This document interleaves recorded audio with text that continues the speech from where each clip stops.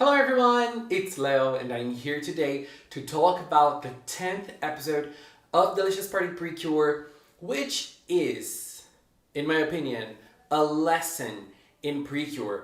This is how you do a gorgeous episode. I think this is my favorite episode so far from Delicious. It really hit the mark in basically everything, except for one or two things that I didn't really enjoy that I'm going to talk about. But the episode itself, the story, and how it played out, everything perfect. So we start the episode with Kome-Kome growing and learning how to walk and being able to talk, and I'm so thankful that she's growing and she is getting a personality because she is in the middle of a cast with characters with such big personalities. They are full of personality, so she needs to stand out as well. So I'm very thankful that she's getting something and she's being able to shine a little more. And I love that she's growing up. She's not a baby anymore. She can, start forming sentences. Love that for her.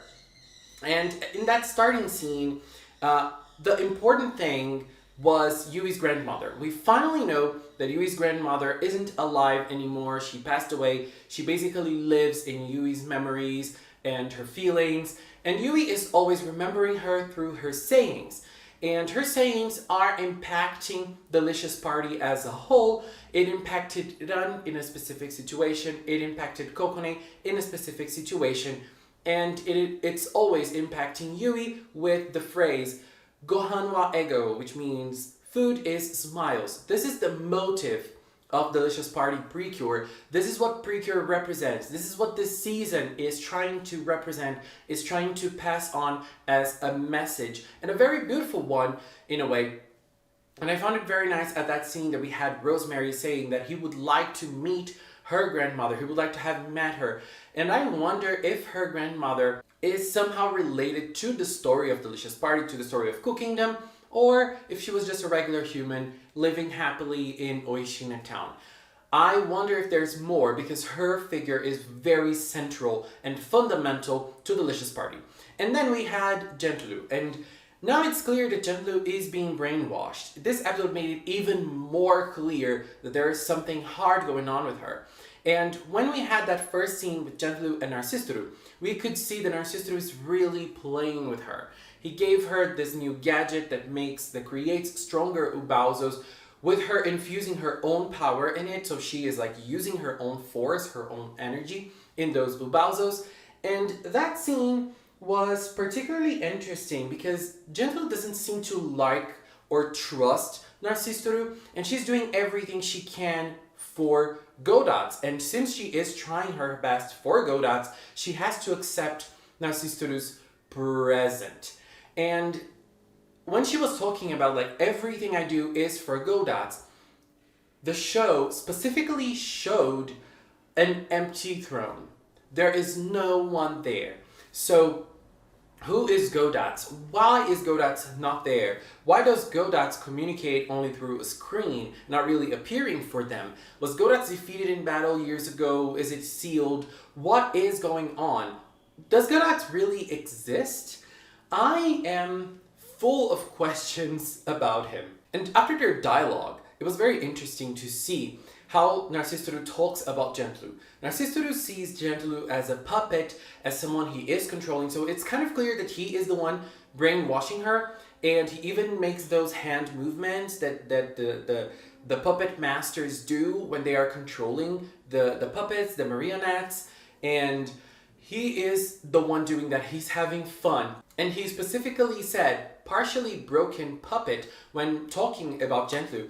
And I wonder why partially. Is it because it's wearing off? So the real Amane is starting to appear. So we have the girls going to an Omurice restaurant. And I love when they arrive there, Ran is mentioning music styles and before they enter, because that place can do everything in terms of food, lots of different styles, and she exemplifies that with music styles. I love that scene so much.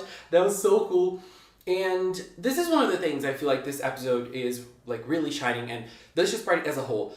We have a big cast and everybody is there, everybody is appearing, everybody is shining. For example, Men in this episode was the one who asked Yui her favorite motto from her grandmother. So we have lots of moments in which all the cast can shine. So when they get there, we have another scene with Gentlu also going there, and Gentlu takes off her mask, becomes Amane again, and she specifically says that she is going to stop her mission for a while because she needs to eat. And for her, eating is a moment of necessity. You have to eat because if not, you are not going to survive. And for the other girls, for the Delicious Party team so far, eating is a moment of happiness. It's a moment of pleasure. It's a moment of enjoying yourself and your friends. So we have like two very differing views on food and how you should live that. And when the girls see Amane, Ran specifically says that she's also able to see the CPPs, and she mentions the fruits parlor, Kasai Fruits Parlor, that is from her family. So this is a big connection from her to Oishin town and to the other girls, because they each have their own restaurants, their families at least, and she has her own as well. But different than the girls, she doesn't like seeing the CPPs. And we see clearly why the CPPs are important to the girls in that scene. It's very funny when Ran mentions that she draws the CPPs at home, and she even like creates the CPPs that she hasn't seen before. She has that moment because she has been, her life has been impacted positively by the CPPs, and she is enjoying that moment, and she it brought her lots of happiness. And Kokone as well. And it was very funny that they thought that Kokone was talking about drawing, and Pam Pam was like, girl, that's definitely not what we're talking about. And Kokone also shared why her life has been positively impacted by the CPPs and how she is enjoying that. Both of them, or not both of them, like Yui is also one that is enjoying herself and enjoying her life now that she can see the CPPs better than before. And she specifically says that egao, gohan wa egao, or food is smiles, connects directly to the CPPs. This is the motto that embodies the CPP philosophy. And when they learn, Amane can see the CPPs, but she doesn't care about them, the tone shifts completely, and I love that. The drama, the soundtrack, and the silence, and how the girls are shocked to learn that. And Rosemary also makes a little, like, of a strange face in that moment. So I'm like, what is going on here? But there is one thing that I like. We that watch PreCure, if you've been watching PreCure for years and years now, that scene of Yui holding her hand and like, oh, you can see the CPPs too. I'm so happy we finally meet someone else that can see the CPPs. Oh my god. This is very important to Amane's story. Oh my god. Girl, that when that happened, I was like, this is PreCure history. Again, we've seen this happening so many times in so many different instances along the seasons. So to see it happening again, it's everything. It's life. It's PreCure. That's what PreCure is about. So we have those two views. The Delicious Party view, recipes changed our lives for the better. And Amane's view, I don't care about recipes. You should not care about them. This is not an interesting topic at all. So how do people that have had their lives impacted positively, how do they understand Amane's point of view? At this point, they don't, but I'm really curious to see where this will go. So Amane leaves, and the girls are like, oh, we hope that she will change her mind in the future, and then she becomes Gentlu and attacks. So far, they haven't made the connection. Amane is Gentlu. This is right in their faces. They're probably going to make this connection maybe before they discover the fact. Maybe Rosemary will make this connection. I don't know. And then the fight starts. The fighting scene was very nice. They tried to combine their powers. They tried to create lots of different strategies. They tried to do lots of different things. And I enjoyed it a lot. Not a lot, but I enjoyed it. It was fun to watch. It was tough watching them lose, but they were able to watch the SAPPs suffer throughout the hardcore watch. And this was not only important for the girls, but also for Gentlu, because Gentlu was watching the SAPPs. And Amane, inside Gentlu, was trying to make her stop attacking. And the girls noticed that something was wrong, and Amane inside Gentlu even said, Gohan wa ego. So the philosophy of Delicious Party is already in Amane. But something is holding her back from taking control of herself, and something else is controlling her, and Gentlu continued attacking, and the girls were having a tough time. The recipes helped them and created the Heart Cure Watch. But before they created the Heart Cure Watch, the Heart Juicy Mixer, before that, it was so cool watching them stand up. After being almost defeated, they stood up and they started saying again why the CPPs are so important to them, why they changed their lives. This is not random, like, oh, the girls are saving us. They have been saving us for those 10 past episodes, so we're gonna help them back. Yes, there is this feeling, but there's also an emotional connection between the girls and the recipes. The recipes are important to them, and they showed that before the recipes gave them the Heart Juicy Mixer.